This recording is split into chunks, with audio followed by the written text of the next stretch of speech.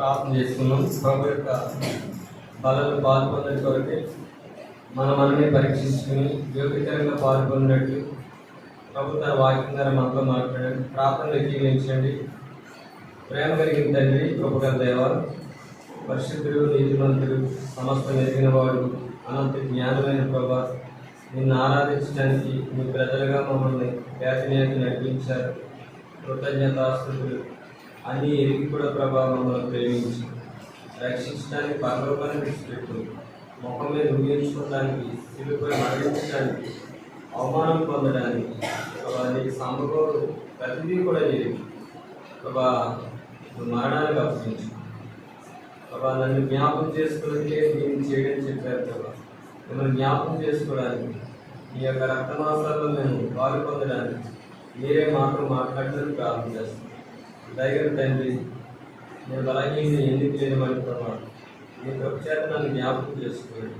మీ మాటలు నా నోట్లో నుంచి మీ చేతి నేడులను నన్ను తప్పండి. మీ ప్రజలకి అవసరమైన మాటలు మీరు అనుగ్రహించండి. మత్తయి సువార్త 10వ అధ్యాయం 20వ వచనాన్ని నెరవేర్చండి. ఏజ్కేలు గ్రంథం 2వ అధ్యాయం మొదటి 2 వచనాలు ప్రభావ మా పక్షాన్ని నెరవేర్చండి. మీ కృపతో వచ్చిన ప్రతి ఒక్కరిని జ్ఞాపకం చేసుకోండి. ఎవరైతే ప్రభావ ఏ బలహీనతలు ఉన్నారో వారిని కనికరించండి, స్వస్థపరచండి, సమాధానం, క్షేమ, ఆరోగ్యం దయచేయండి. నీవే మాకు ఆధారంగా ఉన్నప్పుడు, నీవే మాకు దిక్కుగా ఉన్నప్పుడు, నీవే మాకు ఆశ్రయంగా ఉన్నప్పుడు, నీవే మాకు శిరస్సుగా ఉన్నప్పుడు, నీవే మాకు దేవుడిగా ఉన్నావు. నువ్వు సమస్త ఎరిగిన వాడు కాబట్టి నీ ప్రఖ్యాత మమ్మల్ని జ్ఞాపకం చేసుకోండి. కూడిక అంతటిలో కూడా ప్రభావం నీ గణనామం మహిమపరచబడినట్టు, హెచ్చింపబడినట్టు అన్ని విషయంలో సహాయం కోరుకుంటుంది. మేమందరం కూడా ప్రభా నీ రక్తమాంసాలతో యోగ్యకరంగా పాల్గొన్నట్టు మేమే పరీక్షించుకుని పాల్గొనడానికి నీ వాక్య ప్రత్యక్షతలు మమ్మల్ని దర్శించడానికి మాకు ఇచ్చిన సమయం బట్టి కృతజ్ఞత చెల్లిస్తున్నాం. యేసు ప్రభు వారి శ్రేష్టమైన నామములో ప్రార్థించి వేడుకుంటున్నాం తండ్రి. ఆమేన్.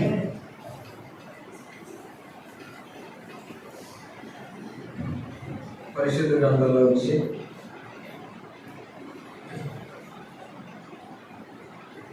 యోహాను సువార్త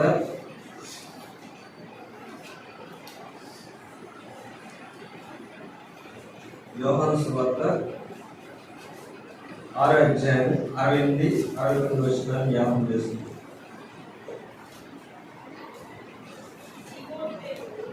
చదవండి. సీమోను పేతురు, ప్రభువా ఎవరి యొద్దకు వెళ్ళిదము? నీవే నిత్యజీవ మాటలు గలవాడు, నీవే దేవుని పరిశుద్ధుడివని నేను విశ్వసించి ఎరిగి ఉన్నామని ఆయనతో చెప్పాను. చాలు. మనం ఆరాధించే దేవుడు అనంత జ్ఞాని, ఆయన సమస్తం ఎరిగిన వాడు. మరి మనం కూడా ఎరిగి ఉండాలి.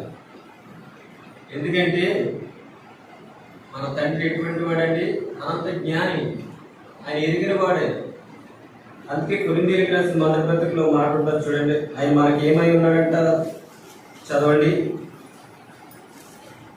కొరింథీయులకు రాసిన మొదటి పత్రిక 1వ అధ్యాయం 31వ వచనం. అతిశయించువాడు ప్రభునందు అతిశయింపబడెను, రాయబడి నెరవేరినట్లు దేవుని మూలముగా ఆయన మనకు చాలండి. ప్రభు మనకి ఏమై ఉన్నాడండి? జ్ఞానం. మనకు ప్రభు జ్ఞానమై ఉన్నాడు. అక్కడ ఒక మాట ఉంటుంది చూడండి. కొరింథీయులకు రాసిన మొదటి పత్రిక 24వ వచనం. ఆయన యూదులకు ఆటంకముగాను అన్యజనులకు వెలుతనంగా ఉన్నాడు కానీ యూదులకేమి గ్రీసు దేశస్తులకేమి పిలవబడిన వారికి క్రీస్తు దేవుని శక్తియు చాలు. ఏమై ఉన్నాడండి? ఆయన జ్ఞానమై ఉన్నాడు. అందుకే ఒక దినాన యేసు ప్రభువు బెత్లెహేములో పుట్టినప్పుడు ఆ జ్ఞానులు ఎక్కడికి వచ్చారండి? ప్రభుని ఆరాధించడానికి వచ్చారు. సాంబ్రాణి, గోళము, ఇంకేం తీసుకొచ్చారు? బంగారు. ఆయన రాజు, ఆయన జ్ఞానులు వాళ్ళు ఎరిగి బెత్లెహేములో పుట్టాడని ప్రభు దగ్గరికి వచ్చారు. అంటే జ్ఞానం ఏం చేస్తాడు? ఎరిగి ఉంటాడు.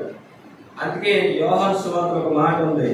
అపోస్తలుడైన పేతురు గారు ఏమంటారంటే ఆ భాగాన్ని మరలా చదువుతాం. చదవండి. ఎవరి యొద్దకు వెళ్ళుదము?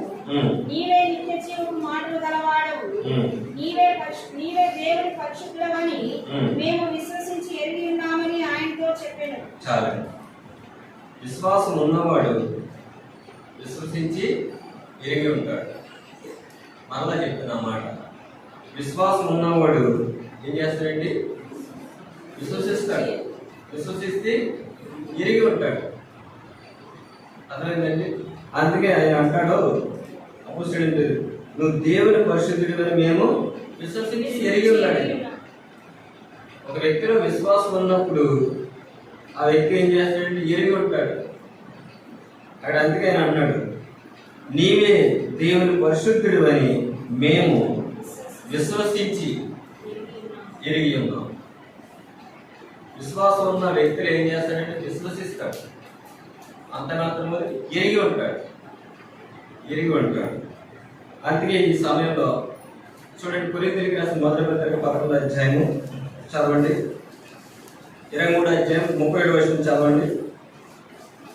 23 నుంచి 37 వరకు.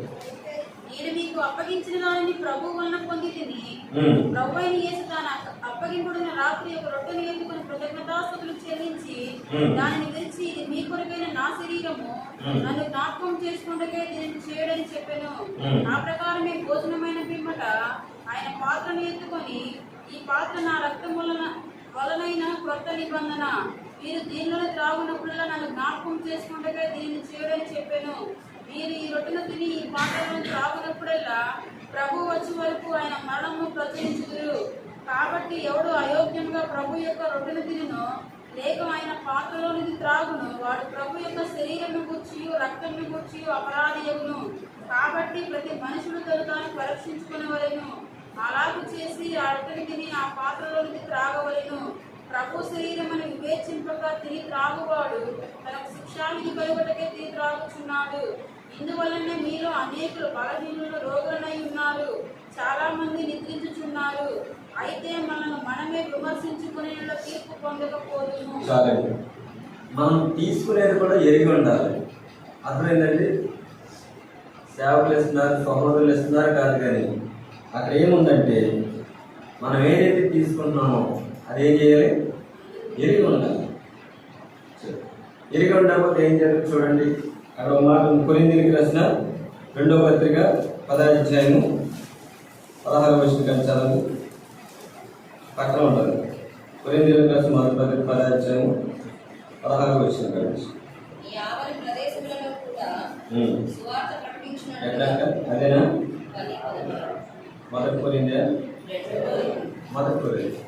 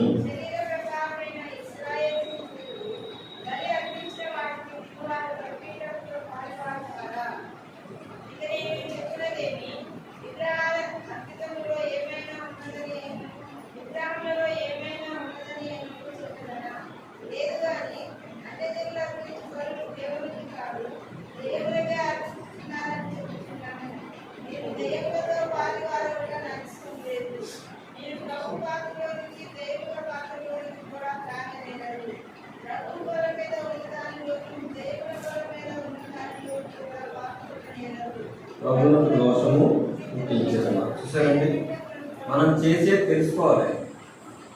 అక్కడ ఏముందంటే క్రీస్తు రక్తము, క్రీస్తు శరీరం. అది విశ్వసించిన వాళ్ళు ఏం చేస్తారంటే ఎరువుని తీసుకుంటారు. అక్కడ ఎందుకు ఉందాక మాట 16 మనం దీవించి ఆశీర్వచనం పాత్రలను త్రాగుతారు, క్రీస్తు రక్తంలో పాల్గొచ్చుకుంటాడు. రెండవది ఏముందంటే మనము విడిచిపెట్టే తింట క్రీస్తు శరీరంలో పాల్గొచ్చుకుంటారు. మనమందరము ఆ యొక్క రొట్టెలో పాల్గొచ్చుకుంటున్నాం. మనం ఎప్పుడైనా చేసేది ఎరిగి ఉండాలి. అందుకే కొరింథీయులకు రాసిన పత్రికలో చూడండి 6వ అధ్యాయము 13వ వచనం చదవండి. భోజన పదార్థములు కడుపు భోజన పదార్థం నియమింపబడినవి. వాటిని నాశనం చేయు. దేహము జారత్వము నిమిత్తము కాదు కానీ ప్రభు నిమిత్తమే. చాలు. దేహం ఎవరి నిమిత్తమండి? ప్రభు నిమిత్తం. ఈ దేహము దేవునికి ఆలయం. అందుకే అక్కడ ఒక మాట ఉంది, మనం చేసేది ఏం చేయాలంటే ఎరిగి ఉండాలి. వారం వారం తీసుకున్నాం, వెళ్తాం, ఆరాధిస్తున్నాం. విశ్వసించిన వాడు ఏం చేస్తాడండి? ఎరిగి ఉంటాడంట. ఎరిగి ఉంటాడు. అందుకే కొరింథీయులకు రాసిన 2వ పత్రిక 6:14 చదవండి. మీరు విశ్వాసులతో తోడుగా ఉండకుడి. నీతికి దుర్నీతితో ఏమి సాంగత్యము? వెలుగునకు చీకటితో ఏమి పొత్తు? క్రీస్తునకు పెళ్లితో ఏమి సంబంధము? అవిశ్వాసతో విశ్వాసికి పాలెక్కడిది? దేవుని ఆలయమునకు విగ్రహములతో ఏమి పొందిక? మనకు జీవముగల దేవుని ఆలయమై ఉన్నాము. అందుకు దేవుడు ఇలాగ సెలవిచ్చుచున్నాడు, నేను వారిలో నివసించి సంచరించును, నేను వారి దేవుడనయ్యుందును, వారు నాకు ప్రజలయ్యుందురు. కావున మీరు వారి మధ్య నుండి బయలువెళ్ళి ప్రత్యేకముగా ఉండుడి. ఎలా ఉండాలంటే ప్రత్యేకంగా ఉండాలి. ఇక్కడేమో బలలో పాల్గొనేసి లోపల ఇష్టానుసారంగా ఐదు తినేస్తే అక్కడ ఏముందండి? చదివాం కదా, ఇది ఆశీర్వచకు పాత్ర అంట. ఇది క్రీస్తు శరీరము. ఆ శరీరం మన కొరకు నల్లగొట్టుకున్నది. పరలోకం నుండి దిగి వచ్చాడు. ఆ శరీరం నల్లగొట్టబడ్డది. అందుకే ప్రతి మనుషుడి తను తాను పరీక్షించుకోవాలి. అది ఏదో ఇష్టం కాబట్టి తీసేసుకోవడం కాదు, కానీ ఇది మనం ఎరిగి ఉండాలి. అందుకే కొందరు ఏమవుతున్నారండి? నిద్రించుతున్నారు, కొందరు రోగులైనారు, బలహీనలు. సరే, తీసుకునేటప్పుడు కూడా మనం ఎరిగి ఉండాలి. మనం ఏమేమి ఎరిగి ఉండాలి? చూడండి, లేఖనాల కొన్ని విషయాలు తెలుసుకుని ప్రభు యొక్క బలలో పాల్గొందడం. మరి వారం వారం తీసుకుంటున్నాం. మరి ఎంత ఆయన సమస్తము ఎరిగిన వాడు. తీసుకుంటానని నీ గురించి నా గురించి తెలుసు, నా గురించి మీకు తెలియకపోవచ్చు, మీ గురించి నాకు తెలియకపోవచ్చు, కానీ ఎవరికి తెలుసండి? ప్రభు తెలుసు. ప్రభుని ఎవరు కూడా ఏమన్నా మనం సాక్షి చెప్పాలండి మన గురించి? ఆయన ఎరిగిన వాడు. చూడండి, యోహాను సువార్త మనం చదివాం కదా, మళ్ళా చదువు ఆ భాగాన్ని. 60వ వచనం. సీమోను పేతురు, ప్రభువా, ఎవరి యొద్దకు వెళ్ళెదము? నీవే నిత్య జీవపు మాటలు గలవాడవు, నీవే దేవుని పరిశుద్ధుడవని మేము విశ్వసించి ఎరిగి ఉన్నామని. చాలు. విశ్వసించిన వ్యక్తి ఎరిగి ఉంటాడు. మనం ఏమేమి ఎరిగి ఉండాలి? మనం తీసుకునేది ఎరిగి ఉండాలి, మనం చేసేది కూడా ఎరిగి ఉండాలి. చూడండి, రోమీయులకు రాసిన పత్రిక 8వ అధ్యాయము 28వ వచనం. దేవుని ప్రేమించే వారికి అనగా ఆయన సంకల్పం చొప్పున పిలువబడిన వారికి మేలు కలుగుటకై సమస్తమును సమకూడి జరుగుతున్నవని ఎరుగుదుము. ఏం ఎరగాలండి? చెప్పాలి. ఏం ఎరగాలి? అక్కడ మార్చండి. అపోస్తలుడైన పౌలు గారు రోమీయులకు రాసిన పత్రికలో 8వ అధ్యాయంలో దేవుని ప్రేమించు వారికి అనగా ఆయన సంకల్పం చొప్పున పిల్లబడిన వారికి మేలు కలుగుటకై సమస్తమును. అది మేలు కలగడానికి జరుగుతూనే ఉంటుంది. అది మనం ఎరిగి ఉండాలి. ఏం ఎరిగి ఉండాలండి? మేలు కలగడానికి మీకు జరుగుతూనే మనం ఎరిగి ఉండాలండి. సమస్తము ఆయన మూలంగా కలిగి ఉన్నది ఏది కూడా ఆయన లేకుండా కలగలేదు. అయితే నువ్వు ఎరిగి ఉండాలి. ఒకసారి చాలా మంది శ్రమతో, బాధల్లో, అనారోగ్యాల్లో, ఆర్థిక ఇబ్బందులు వచ్చినప్పుడు చాలా మంది ఏం చేస్తారంటే ఎరిగి ఉండరు, చాలా విచారంగా మాట్లాడతారు, బాధపడతారు. కానీ నువ్వు ఎరిగి ఉండాలి. దేని కొరకు ఇది ప్రభువు అనిపించాడు? మేలు కొరకు. అది మేలు కొరకే ప్రభు అనిపించాడు. అందుకే కీర్తనాకారుడు 119:67 వచనం చదవండి.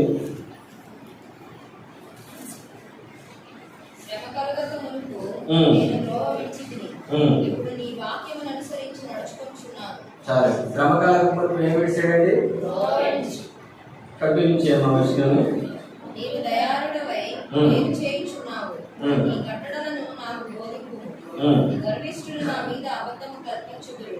అయితే పూర్ణ హృదయముతో నేను నీ ఉపదేశమును అనుసరించును. వారి హృదయము వలె మందముగా ఉన్నది. నేను నీ ధర్మశాస్త్రమును బట్టి ఆనందించుచున్నాను. నేను నీ కట్టడలను నేర్చుకున్నట్లు శ్రమ నుండి ఉంట నాకు మేలాయను. శ్రమ ఏంటండి? మేలు.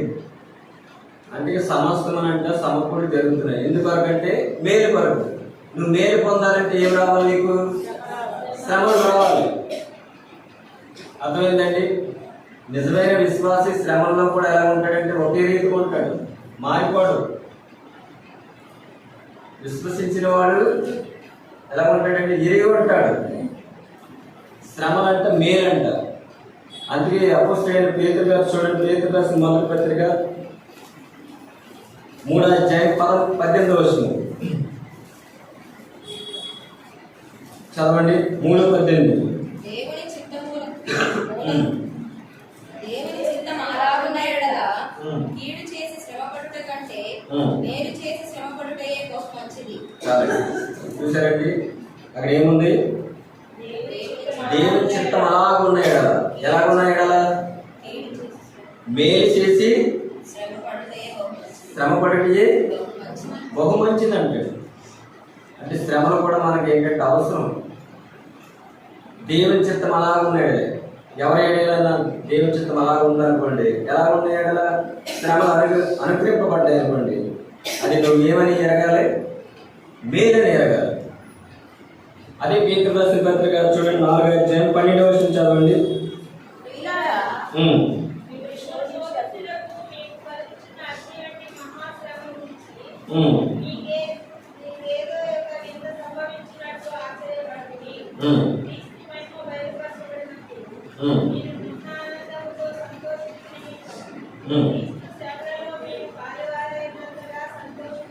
చాలండి. శ్రమలు నిన్ను ఏం చేస్తుందంటే క్రీస్తుతో పాలివాడిగా చేస్తుంది. ప్రభు శ్రమలు అనుభవించాడు. మన గురువు ఏమనిపించాడండి? శ్రమలు కూడా వెళ్ళాడు.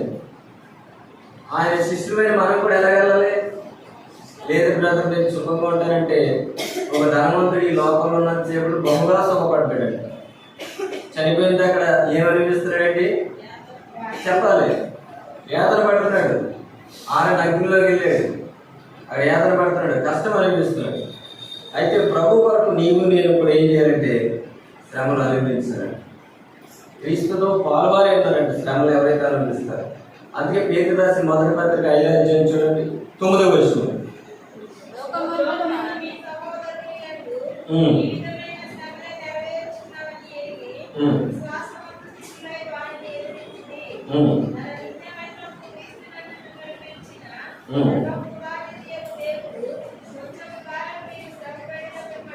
చాలా ఎంతకాలం అండి? కొంచెం కాలం. అది ఎక్కువసేపు ఉండవు. చదవండి, కంటిన్యూ చేయండి.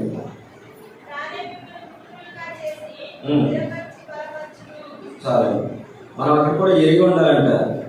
ఏమంటే లోకమందున్న మీ సహోదరులందు ఈ విధమైన శ్రమలే నెరవేర్చున్నవని ఎరిగి విశ్వాసమందు స్థిరులై వారిని ఎదిరించు.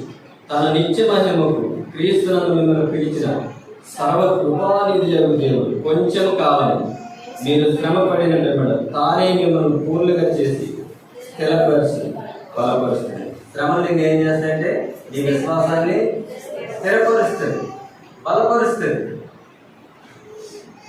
అందుకు అవసరం ఏంటండి? చెప్పాలి. శ్రమలు అవసరం. శ్రమలు అవసరం. ఆశీర్వాదం మాత్రమే కాదు, శ్రమలు కూడా అవసరం. మేలు మాత్రమే కాదు, శ్రమలు కూడా అవసరం. చాలామంది శ్రమలకు ఇష్టపడరు, దూరమైపోతారు. ఉదాహరణకి మనకు తెలుసు యోగు గారు ఎన్ని శ్రమలు అనుభవించాడండి ఆయన? చెప్పండి. యోగ గ్రంథం 1వ అధ్యాయం చదవండి.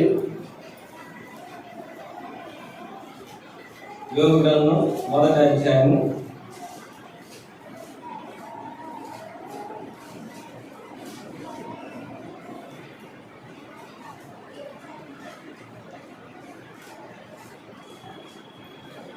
1వ అధ్యాయంలో ఒక మాట ఉంటుంది చూడండి. ఆయనకి సంవత్సరం అంతా పోయింది. 27వ వచనం. నేను నా తల్లిగారంలో దిగంబరు వచ్చుకున్నాను, దిగంబరిని అక్కడ తిరిగి వెళ్ళాను. యెహోవా ఇచ్చును, యెహోవా తీసుకుంటాను. యెహోవా నామమునకు ఎన్ని శ్రమలో ఉన్నాడండి. తనకున్న ఆస్తి పోయింది, పిల్లలు పోయింది, సమస్తం పోయింది. ఆయన ఏమంటున్నాడంటే దేవుడు ఇచ్చాడు, దేవుడే తీసుకున్నాడు. 2వ అధ్యాయం చదువుతూ చూడండి, అక్కడ ఆయనకి ఏం జరిగిందంటే ఆరోగ్యం కూడా పోయింది. చదవండి అన్నమాట. 6వ వచనం 2:6 చదవండి.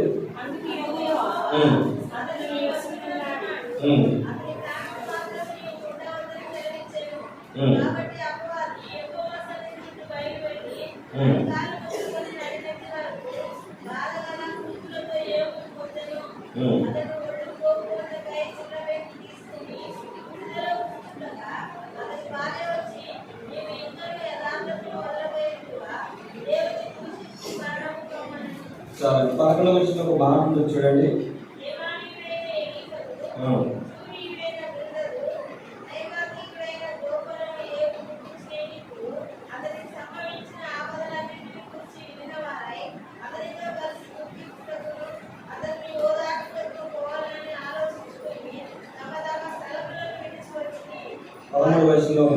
అతని బాధ అత్యధికంగా ఉందండి. చూసారండి ఎలా ఉందండి ఆయన బాధ? అత్యధికంగా ఉంది. కానీ ఈ శ్రమలో యోబు గారికి ఏం చేసిందంటే 2 అంతలుగా ఆశీర్వాదం చేసింది.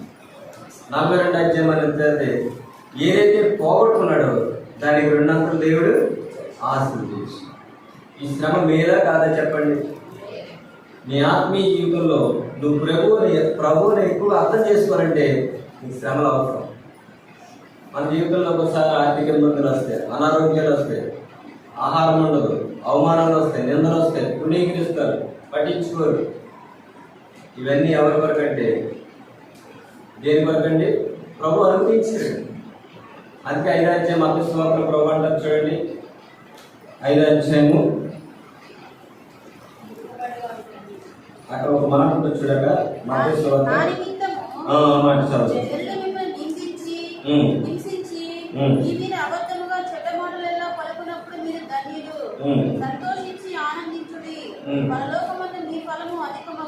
చాలా చూసారండి. ప్రభు నిమిత్తం వస్తాయి, జనులు మిమ్మల్ని నిందిస్తారు, హింసిస్తారు, నీ మీద అబద్ధంగా చెడ్డ మాటల పలుకుతారు. అప్పుడు మీరు ఎవరవుతారంటండి? ధన్యులు అవుతారు. సంతోషించండి, ఆనందించండి, పరలోకమందు మీ బలము భూమి మీద అవ్వదండి. ఎక్కడ అవుతుంది? పరలోకంలో. అందుకే దైవజనుడైన మోషే కూడా ఏప్రిల్ రాసిన పత్రికలో ఒక మాట ఉంటుంది చూడండి. ఏప్రిల్ రాసిన పత్రిక 11వ అధ్యాయము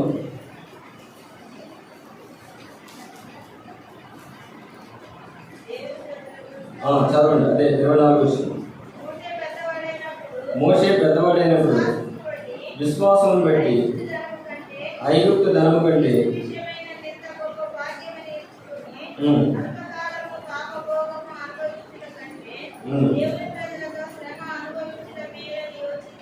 చాలండి. దైవజనుడైన మోషే కూడా ఏమి యోచించాడండి? దేవుని ప్రజలతో శ్రమ అనుభవించుట మేలంటాడు. ఎన్ని శ్రమలు పడ్డాడు కదా దైవజనుడు. అన్ని లక్షల మందిని నడిపించాలంటే ఎన్ని శ్రమలు ఉంటాయండి. ఒక కుటుంబాన్ని మనం చూడండి, కుటుంబ విషయాలు ఎలా ఉంటాయి చెప్పండి.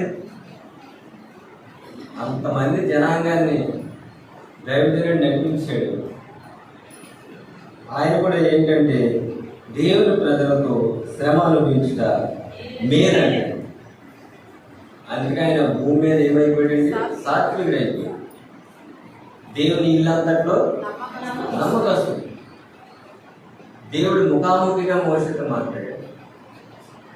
అదేనా నా దైవజనుడు శ్రమలు పడ్డాడు కాబట్టి ఆయనకు అంత సాక్ష్యము వచ్చింది.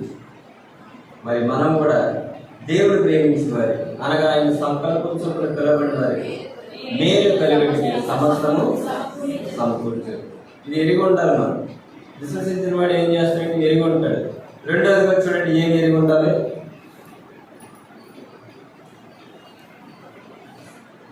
దశలోనికి రాసిన మొదటి పత్రిక 4వ అధ్యాయము 4-5 వచనాలు. మీలో ప్రతివాడును దేవుని ఎరుగని అన్యజనుల వలె కామాభిలాష యందు కాక పరిశుద్ధత ఎందును ఘనత ఎందును తన ఘటమును ఎట్లు కాపాడుకొనవలెనో అది ఎరిగి ఉండుటయే దేవుని చిత్తము. సరే, నీ ఘటాన్ని కాపాడుకోవడమే దేవుని, అది ఎరిగి ఉండాలి. పిల్లలు యవనస్తులు, మన యవన జీవితం, ఎందుకంటే గత దినాల్లో ఒక మాట ఉంది, యవనస్తులు దేవుని చేత తమ నడతని శుద్ధి చేసుకుంటారు. ఈ లోకంలో మీరు ఎంత గొప్ప పేరు, కీర్తి, ఏ కాలేజీలో చదవండి, మీకేం రాదు, శుద్ధి రాదు. ఎక్కడ వస్తుంది శుద్ధి? దేవుని వాక్యం. అందుకే కీర్తనాకారుడు 119 అక్కడ 9వ వచనంలో ఒక మాట ఉంది, యవనస్తులు దేని చేత తమ నడతను శుద్ధి చేసుకుంటారు. దేని చేత అండి? వాక్యాన్ని బట్టి. వాక్యాన్ని బట్టి నీ గతాన్ని కాపాడుకోవాలి.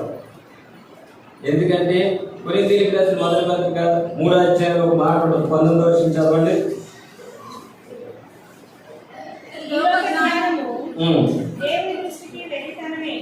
ఎంతక? కొరింథీయులకు రాసిన మొదటి పత్రిక 3వ అధ్యాయము 16-17 వచనం. మీరు దేవుని ఆలయం ఉన్నారని, దేవుని ఆత్మ మీలో నివసించున్నాడని మీరు ఎరగరా? ఎవడైనా దేవుని ఆలయం పాడు చేసినాడు కదా, దేవుడి వాడిని నీ గతాన్ని పాడు చేసుకోకూడదు. ఇది దేవునికి ఆలయం. మరలా చెప్తున్నాను, ఈ మందిరాన్ని శుభ్రపరుస్తున్నారు. మందిరాన్ని శుభ్రపరిచే నీ గతాన్ని ఏం చేయాలి చెప్పాలి. మనం కూర్చుంటానికి స్థలం, మరి ప్రభు ఎవరు ఉంటాడండి? మనలో ఉంటాడు ఆయన. అది నువ్వు ఎరిగి ఉండాలి. నీ గతాన్ని నువ్వు ఏం చేయాలి? కాపాడుకోవాలి. రెండవదిగా చూస్తే ఆయన మొట్టమొదటిగా రోమా 8:28 ఏముందంటే దేవుని ప్రేమించేవారు, అనగా ఆయన సంకల్పించి పిలవబడింది సమస్తము మేలు కలుగుతుంది, ఎరిగి ఉండాలి. రెండవదిగా నీ గతాన్ని నువ్వు కాపాడుకోవాలి, ఎరిగి ఉండాలి. ఉదాహరణకు చూడండి, యోసేపు ఉన్నాడు, ఒక దాసుడు ఉన్నాడు. చూడండి, ఆదికాండంలో ఆ భాగం ఉంటుంది, చదవండి భాగం.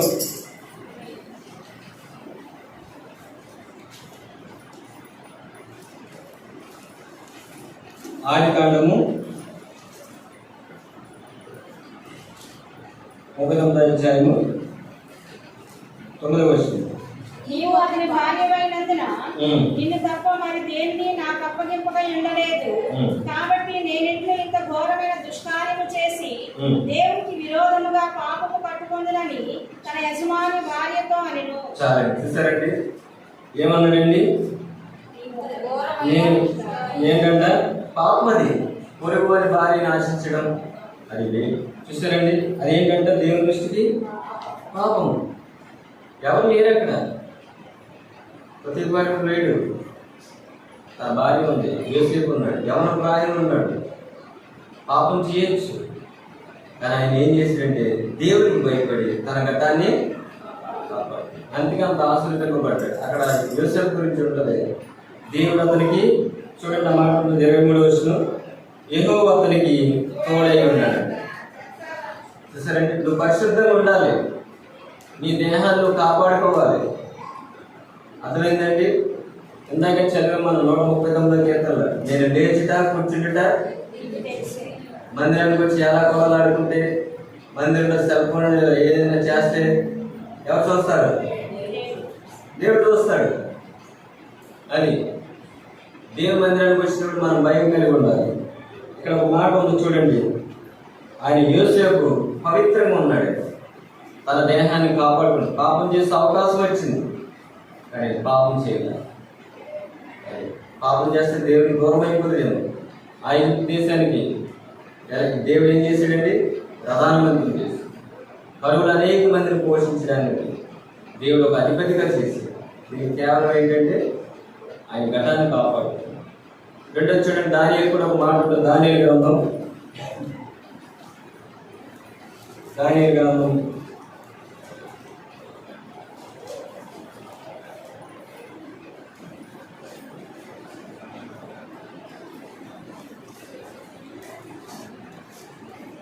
1వ అధ్యాయము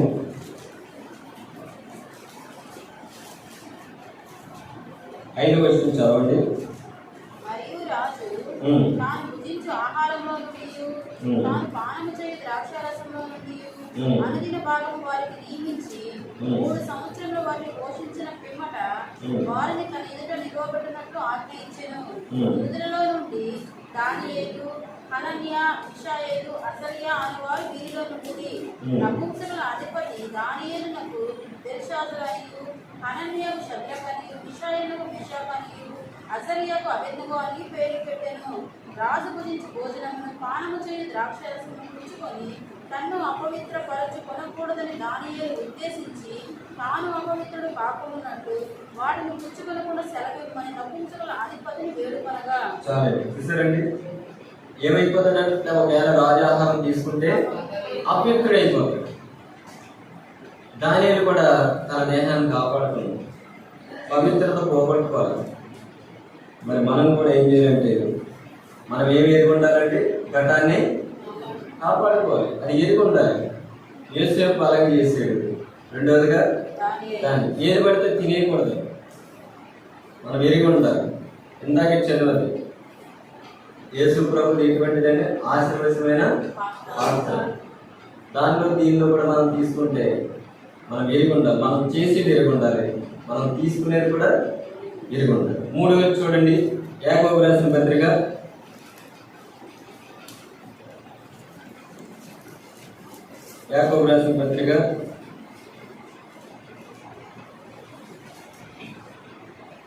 4:17 కాబట్టి మేలైనది చేయి నెరిగియు అలాగే చేయని వారికి పాపం కలుగుతాయి.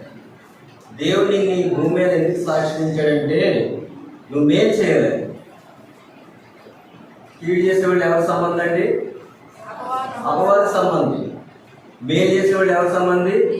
ఆ మాట చూడండి, యోహాను రాసిన 3వ పత్రికలో ఉంటుంది అన్నమాట. 3వ పత్రిక 11వ వచనం, క్రీడ చెడు కార్యంలో కాక మంచి కార్యంలో నడుచుకుని మేలు చేయవాడు దేవుని సంబంధి, కీడు చేయవాడు దేవుని చూసినవాడు కాదు. మేలు చేయి నెరిగి ఉండాలంటే యాకోబు రాసిన పత్రికలో మనం చదివాం కదా, ఏమున్నది? కాబట్టి మేలైనది చేయి నెరిగి ఉంది అలాగూ చేయని వారికి ఏం కలుగుతుందండి? పాపం కలుగుతుంది. ఇంతకాలం భూమి మీద జీవించి మేలు చేయకుండా పాపం చేస్తూ ఆ నరకానికి వెళ్తే ఏం ప్రయోజనం చెప్పండి? సార్ ఆలోచించండి. మేలు చేయాలి. అందుకే సామెతల గ్రంథం 3వ ఒక మాట ఉంటుంది చూడండి, 27వ వచనం,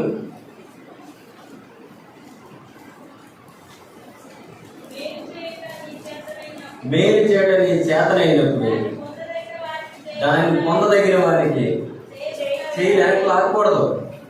అర్థమైందా? నీకు దేవుడు సమృద్ధి ఇచ్చాడు. ఒకవేళ చేయలేదనుకో అక్కడ ఏం కలుగుద్ది? పాపం. మేలు చేయటం నీ చేతనైనప్పుడు దాన్ని పొందదగిన వారికి. ఒకవేళ నీకు వస్త్రాలు ఉన్నాయా? వస్త్రాలు లేని వాడికి ఇవి. నీకు ఆహారం ఉందా? ఆహారం లేని వాడికి ఇవి. నీకు సమృద్ధిగా ధనం ఉందా? ఎవరైనా ఇబ్బందులు ఉంటారు, ఆర్థిక ఇబ్బందులు, విశ్వాసులు, వాళ్ళకి హెల్ప్ చేయి. ఎరిగి ఉండి కూడా అలా చేయకపోతే ఏముందండి? ఏముంది? పాపం లేదు. అందుకే గలతీయులకు రాసిన పత్రికలో ఒక మాట ఉంటుంది చూడండి,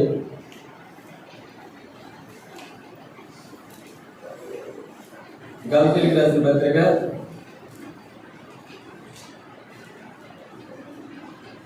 6:9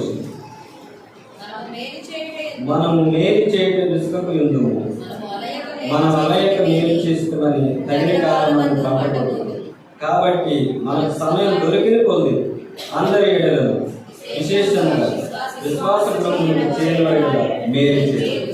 సరేండి, ఎవరు చేయాలి మేలు? విశ్వాసంలో. ఎవరు విశ్వాసులు?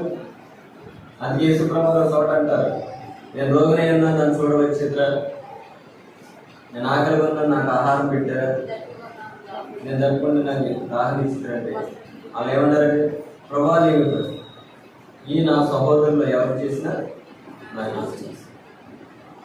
నువ్వు ఎరిగి ఉండి కూడా అలా చేయకపోతే ఏముందండి? పాపం. విశ్వాసం ఉన్న వ్యక్తి విశ్వసించి ఎరిగింది ఏంటంటే శ్రమ మేలని ఎదుగుతాడు. రెండోదిగా తన ఘటాన్ని కాపాడుకుంటాడు. మూడోది మేలు ఎరిగి ఉంటాడు. నాలుగోది చూడండి, కొరింథీయులకు రాసిన మొదటి పత్రిక 15:58. కాగా నా ప్రియ సహోదరులారా, మీ ప్రయాసము ప్రభువునందు వ్యర్థము కాదని ఎరిగి స్త్రీలను కదలని వారును ప్రభు కార్యాభివృద్ధి యందు ఎప్పటికీ ఆసక్తులనై ఉండుడి. చాలండి. ఇక్కడ కూడా ఒక మాట అపోస్తలుడైన పౌలు గారు ఏమన్నారంటే, కాగా నా ప్రియ సహోదరులారా మీ ప్రయాసము ప్రభువునందు వ్యర్థం కాదని ఎరిగి ఎలా ఉండాలంటే మీరు పడుతున్న ప్రయాస ఒకవేళ మందిరంలో స్టాప్ వేసినా, బాత్రూమ్ కలిగినా, ఎవరికైనా ఏదైనా నువ్వు ఆహారం పెట్టినా, వస్త్రాలు ఇచ్చినా, ఏది చేసినా కానీ ప్రభువునందు ప్రయాస వ్యర్థం కాదు. అది ఎరిగి ఉండాలి. మనుషులకు కాదండి ఇచ్చింది, ఎవరికి ఇస్తున్నాం మనం? ప్రభువుకి ఇస్తున్నాం. అది ఎరిగి ఉంటారు. అక్కడ ఏముందంటే ప్రభువునందు ప్రయాస వ్యర్థం కాదని ఎరిగి స్త్రీలను కదలని వారు ప్రభు యొక్క కార్య అభివృద్ధి యందు ఎప్పటికీ ఆశిస్తారు. నువ్వు ఇవ్వడం వల్ల ఏం జరుగుతుందంటే ప్రభు యొక్క కార్యము అభివృద్ధి పొంది అది ఈ సమయంలో ప్రభు ప్రయాసనందు నువ్వు పాలు పొందాలి. అందుకే ఫిలిప్పీయులకు రాసిన పత్రికలో 2 అధ్యాయాలు ఒక మాట ఉంటుంది చూడండి. 2 అధ్యాయం 4వ వచనం, మీలో ప్రతి వాడును తన సొంత కార్యములను మాత్రమే గాక ఇతరుల కార్యములను కూడా చూడవలెను. మీలో ప్రతి వాడును ఏంటండి? తన సొంత కార్యములు మాత్రమే కాక ఇతరుల కార్యాలు కూడా చూడాలంట. అది ప్రభువునందు ప్రయాస అర్థం కాదు నీకు. ఆ పక్కన ఒక మాట ఉంటుంది చూడండి. 2 అధ్యాయంలో ఒక మాట ఉంటుంది చూడండి. ఫిలిప్పీయులకు రాసిన 2 అధ్యాయంలో 21వ వచనం, అందరూ తమ సొంత కార్యములనే చూచుకొనుచున్నారు అందరూ తమ సొంత కార్యాలను చూసుకుంటున్నారు కానీ యేసుక్రీస్తు కార్యములను చూడరు. చాలండి. యేసుక్రీస్తు కార్యాలు మీకు గత వారంలో ప్రకటించాం. అది అన్న వర్షం పడిపోతుంది. చూసారు ఇప్పుడు ఒకరు పట్టించుకోవాలి. అదే మీ ఇంట్లో విషయాలైతే చెప్పండి. ఈరోజు బాగా వర్షం కురిసింది అనుకోండి, మందిలో ఒకరు కొరకు వచ్చారు. ఇది దేవుని పని. ఇది ప్రభువులను ప్రయాస అర్థం కాదు. గత వారంలో చెప్పాం. అంతా వర్షం వచ్చేస్తుంది. నిన్న కూడా బాగా పెద్ద వర్షం కురిసింది. వస్తున్నారు, వెళ్ళిపోతున్నారు. నీ ఇంటిని గురించి ఆసక్తి నీకు ఎక్కడుంది చెప్పండి. నువ్వు ప్రభువులను ప్రయాసపడితే ప్రభు విడిచిపెడతాడండి. దానికి ప్రతిఫలం ఇస్తాడు.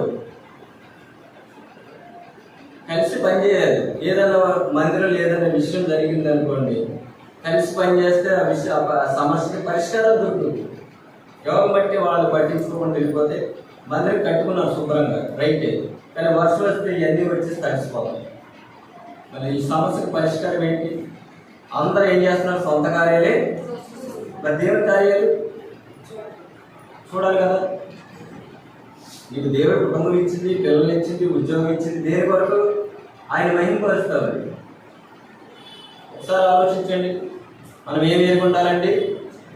శ్రమ మేలైనట్టు ఎదుర్కొంటాలి. రెండోదిగా ఆయన ఘటాన్ని ఎదుర్కొంటాలి. మూడోదిగా మేలు చేయడం ఎదుర్కొంటాలి. నాలుగోది ప్రభునందు ప్రయాస అర్థం కాదని ఎదుర్కొంటాలి. ఐదోది చూడండి, ఎఫెసీయులకు రాసిన పత్రిక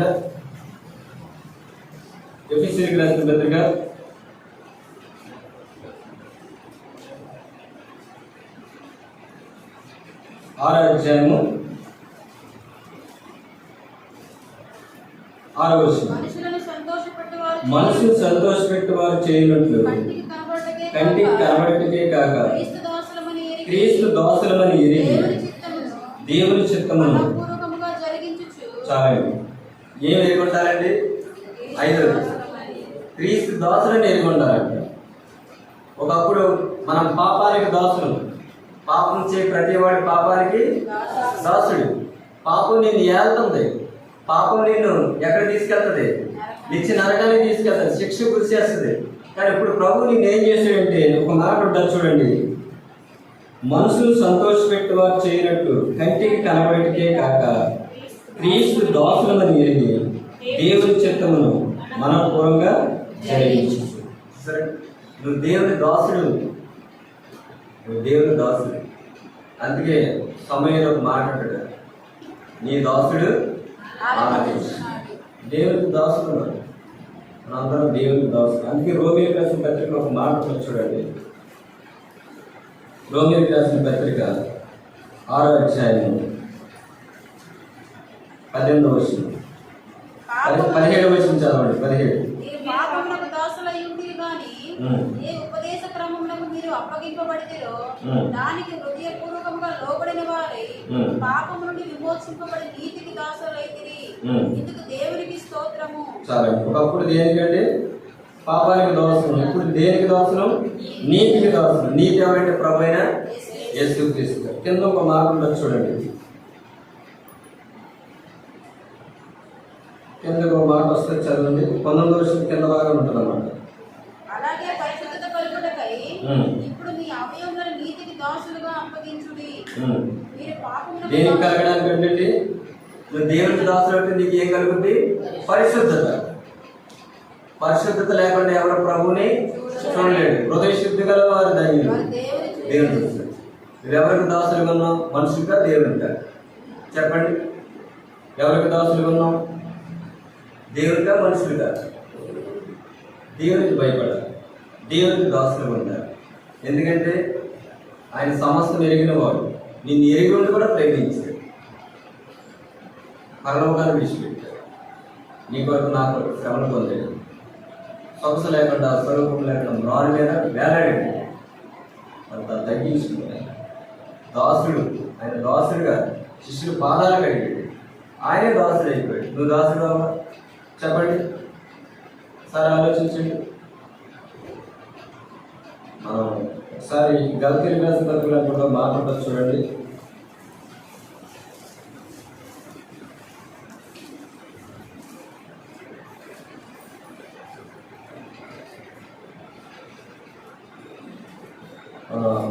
ఐదో అధ్యాయం 13వ వచనం. సహోదరులారా, మీరు స్వతంత్రులకు పిలువబడతారు. అయితే ఒక మాట, ఆ స్వాతంత్రమును శరీర క్రియలకు హేతు చేరుతారు. ప్రేమ కలిగిన వారే ఒకరినొకడు దాసులు ఉంటారు. ఒకరినొకరు దాసులు ఉంటారు. ఏం కలిగి ఉండాలి మనం? ప్రేమ ఉండాలి. ప్రేమ.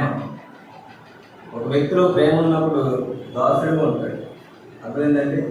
ప్రేమ లేదనుకోండి ఎలా ఉంటాడు? చెప్పండి, అధికారం కావాలి, దాసుడు ఉండలేడు. సృష్టికర్త అయిన దేవుడి లోకానికి వచ్చి దాసుడు అయిపోతే నీవు నేను ఏ పాటి వాడు? చెప్పండి, చెప్పండి. మనం క్రీస్తు దాసులు ఉండాలి, అది ఎరిగి ఉండాలి. చెప్పండి, మొట్టమొదటి ఏమి ఎరిగి ఉండాలి?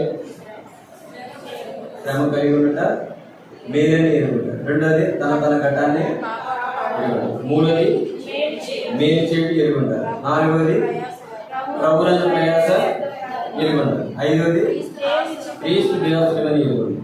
మనం చదివిన భాగం యోహాను సువార్త 6:48 చదవండి భాగాన్ని. 68-69 వచనం చదవండి. సీమోను పేతురు, ప్రభువా, ఎవని ఎదుటకు వెళ్ళుదుము? నీవే నిత్య జీవపు మాటలు గలవాడవు. నీవే దేవుని పరిశుద్ధుడవని మేము విశ్వసించి ఎరిగి ఉన్నాము. ఆరోగ్యం ఏమి ఎరిగి ఉంటారంటే మనం ఆరాధించే దేవుడు ఆయన పరిశుద్ధుడని ఎరిగి ఉంటారు. ఎవరు ఎరిగి ఉంటారంటే విశ్వసించిన వ్యక్తి ఎరిగి ఉంటాడు. విశ్వాసం లేని వ్యక్తి ఎరిగి ఉండలేడు. అర్థమైందండి? మరి ఈ సమయంలో మనం పరీక్షించుకున్నాం. మరి దేవుని వాక్యం ద్వారా మనమే పరీక్షించుకున్నాం. నువ్వు ఏమేమి ఎరిగి ఉండాలి, నువ్వు చేస్తున్నది ఎరిగి ఉండాలి, నువ్వు తీసుకునేది కూడా ఎరిగి ఉండాలి. ప్రార్థనలు ఏకీభవించండి. మనమే పరీక్షించుకున్నాం.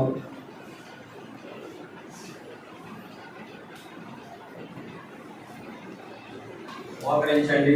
ప్రభు యొక్క బాలలో పాల్గొనేటప్పుడు మోకరించండి. ఏ విషయాలు ఎరిగి ఉండలేదు, ఏ విషయంలో తప్పిపోయాము, మీ సొంత కార్యాలే చేసుకుంటున్నారేమో, లేకపోతే మేలు చేయడం మానేసారేమో, శ్రమ వచ్చినప్పుడు కృంగిపోతామేమో. ఒకసారి మనమే ఎరిగి ఉండాలి. ఏ విషయంలో తప్పిపోయాము జ్ఞాపకం చేసుకున్నాం. ప్రభు దగ్గర ఒప్పుకొని ప్రభు అన్నారు కదా, ప్రతి మనుషుడు తను పరీక్షించుకుంది. అలాగే చేసి మరి పరీక్షా సమయం ఇది. వారపూరిలో ప్రకటింపబడుతున్నాయి. మంగళవారం రాత్రి 7 గంటల నుంచి 9 గంటల వరకు సంఘ ప్రార్థన చేయండి, పాలు పొందండి. అలాగే గురువారం రాత్రి 7 గంటల నుంచి 8:30 వరకు బైబిల్ పట్టణం ప్రార్థన చేయండి, పాలు పొందండి. శుక్రవారం రాత్రి 9:30 నుంచి 10:30 వరకు ప్రార్థన సంపూర్ణ రాత్రి జ్ఞాపకం చేసుకోండి. అలాగే ఆదివారం ఉదయం 10 గంటల నుంచి 1 గంటల వరకు సంఘ ఆరాధన. సండే స్కూల్ పరిచయ కొరకు సహోదరి కవిత ప్రార్థన చేయండి. వారి కూడికలు ప్రకటింపబడుతున్నాయి. మీరు అందరూ ప్రార్థన చేయండి, కూడికల్లో పాల్పొందండి.